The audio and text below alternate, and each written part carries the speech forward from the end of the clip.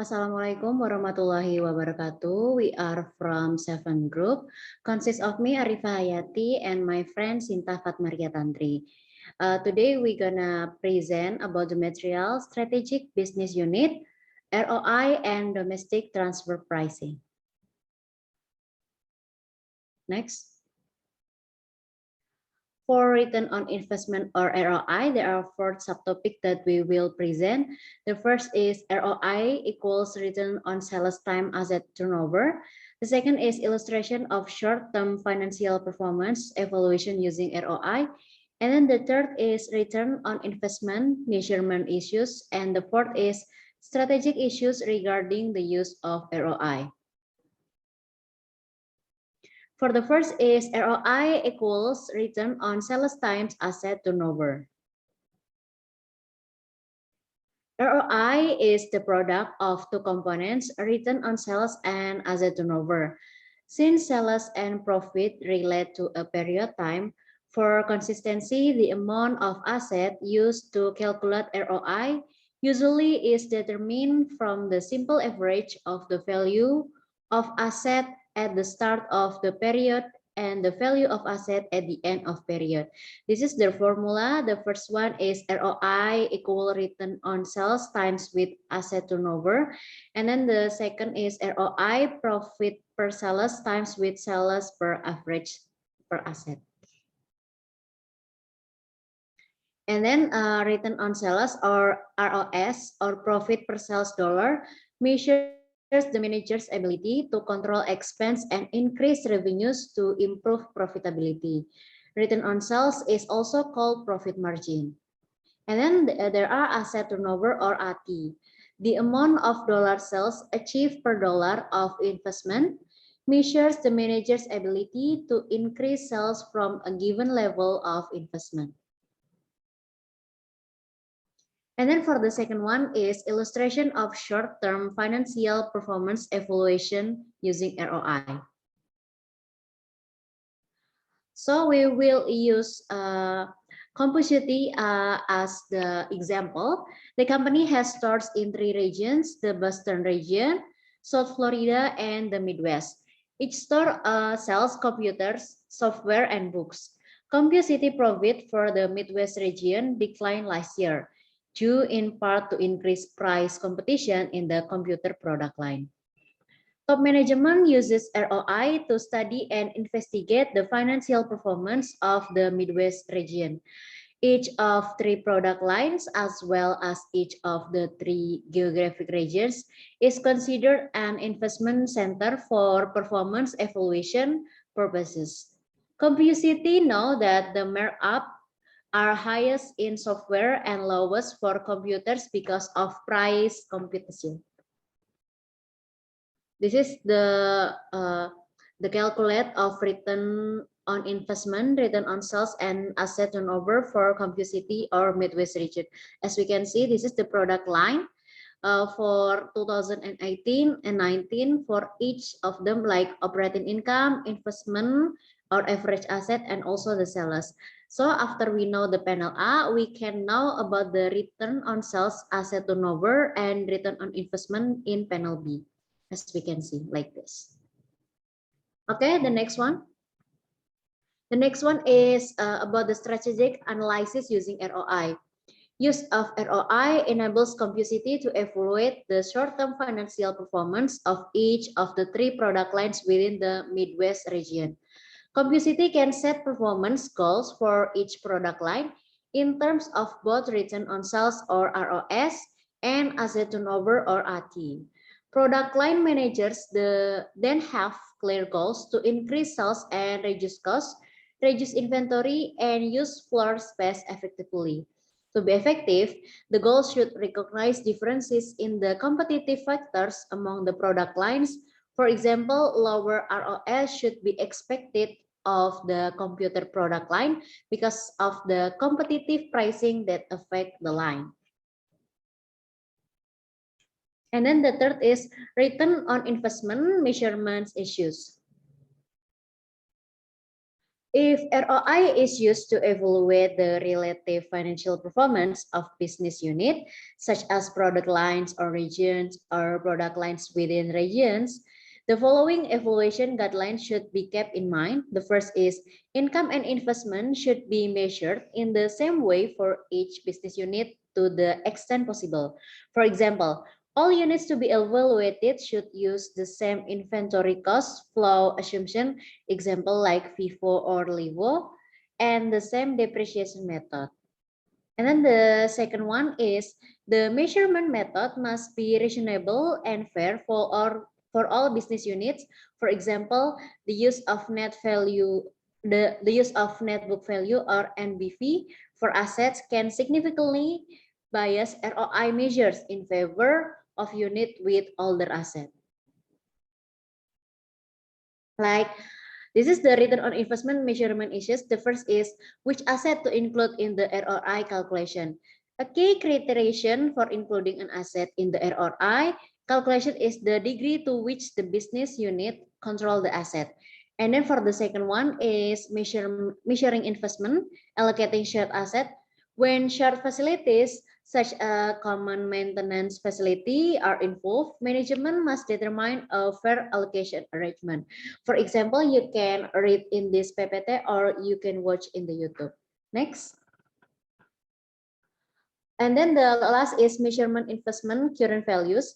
The amount of investment is typically the historical cost of divisional asset, which is defined as the book value of current asset plus the net book value or NBV of the long-lived asset. Net book value also is for a depreciable asset is the difference between the original cost of the asset and accumulated depreciation on that asset. And then this is each of return investment measure issues. The first is we have to measure of current value. The three methods for developing or estimating the current values of asset are the first is gross book value, the second is replacement cost, and the last is liquidation value. And then there are gross book value is historical cost without the reduction for accumulated depreciation. It is a rough estimate of the current value of the asset. GBV improves on NBV because it removes the bias due to differences in the age of asset and differences in depreciation methods used across different business units. And then there are replacement costs is represent the estimate of cost to replace the asset at the current level of service and functionality. In contrast, liquidation value is the estimated price that could be received from the sale of the asset of a business unit. And then the last subtopic of ROI is strategic issues regarding the use of ROI. The first is value creation in the new company. Companies in that era competed on how effectively they manage physical assets like plant properly and equipment. It was entirely appropriate, therefore, to evaluate business units on the basis of the amount of profit generated by the use of those physical assets. And then the second is short-term focus of ROI. A somewhat related factor is that ROI, and as we shall see, residual income is a short-term measure of profitability and as such is subject to manipulation on the part of business unit managers. And then that's all for my material of ROI. The next material, transfer pricing methods, will be presented by Sinta Fatmaria Tantri. Okay, thank you, Arifa. And the next is I will present about transfer pricing method. For this transfer pricing method is the determination of an exchange price for a product or service when different business units within a firm exchange, used to evaluate the financial performance of profit and investment center. When is transfer pricing important? Transfers of products and services between business units are most common in firms with a high degree of vertical integration. Such firms engage in a number of different value creating activities in the value chain.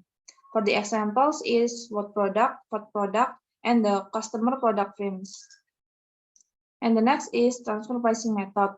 In the transfer pricing method, there are variable cost method, and then the full cost method, market price method, negotiation price method, and the next is dual pricing. For the variable cost method, in transfer pricing, the transfer price equals the selling unit variable cost, with or without a markup.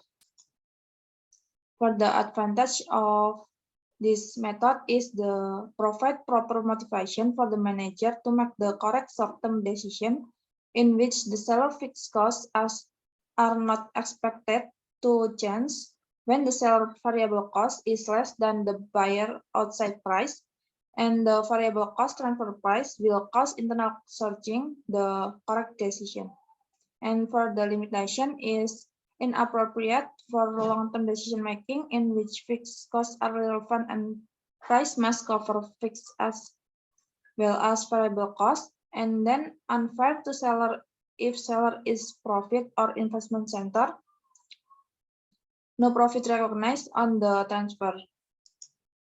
And the next method is the full cost method.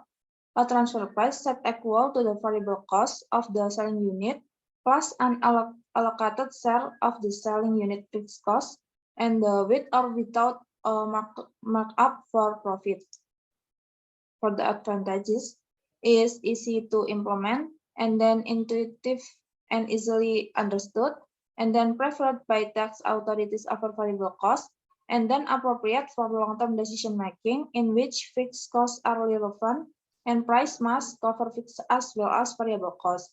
And for the limitation is irrelevance of fixed costs in short-term decision-making, and then fixed costs should be ignored in the buyer's choice of whether to buy inside or outside the firm.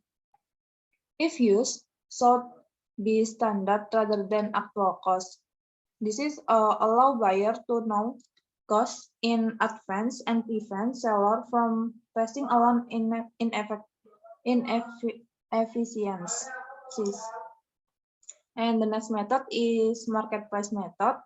A transfer price set as the current price of the product or service in the external market. The advantages is helps to preserve unit autonomy and then provides incentive for the selling unit to be competitive with outside suppliers, and then has arm's length standard desired by taxing authorities, and then the last is usually provides proper economic incentive. And for the limitation, intermediate product often have no market price, and then should be adjusted for any cost saving associated with an internal transfer, such as reduced selling costs. And the next is negotiated price method, the determination of a transfer price through a negotiation process and sometimes arbitration between units. And the advantages is can be the most practical approach when significant conflict exists and is consistent with the theory of decentralization. And for the limitation is need negotiation rule and or arbitration procedure which can reduce autonomy. And the next is potential tax problem might not be considered arm's length and then can be costly and time consuming to implement. And the last is resulting profitability measures are partly a function of the negotiating skills of the manager rather than the operational performance of the business unit. And the next is dual pricing method. This method involves the use of multiple price for an internal transfer or cost allocation, one based on variable cost and one based on fixed cost. For example, when numerous conflict exists between two units, standard full cost might be used as the buyer's transfer price, while seller might use market price. And this is the choosing the right transfer pricing method. The firm from the firm-wide perspective, the first is there an external supplier? If there is no outside supply, then if there is an external supply, answer the second question. The second is the seller's variable cost less than the external price? And the third question is the selling unit operating at full capacity. And the next is the general transfer pricing rule. The rule is the minimum transfer price equal incremental cost of the producing division plus opportunity cost to the organization, if any, by making an internal transfer. And the next is international issues in the transfer pricing. The first is the arm's length standard, a transfer price set to reflect the price that unrelated parties acting independently would have set. And the next is the comparable price method, establishes an arm's length transfer price by using the sales price of similar product met by unrelated firms. And then resale price method, a transfer pricing method based on cost plus an appropriate markup based on gross profit of unrelated firms selling similar product. And the last is the cost plus method, a method that determines the price based on the selling unit cost plus a gross profit percentage determined by comparing the seller sales to those of unrelated parties or by comparing unrelated parties sales to those of other unrelated parties. And the next is other international consideration consists of risk of expropriation and the minimize of custom charge. And the last is currency restrictions. And the advanced pricing agreements, or EPA, an agreement between the Internal Revenue (IRS) and the firm that establishes an agreed upon transfer price. The EPA usually is obtained before the firm engages in the transfer. The EPA program's goal is to resolve transfer pricing disputes in a timely manner and to avoid costly litigation. Okay, that's all our presentation. Thank you for watching.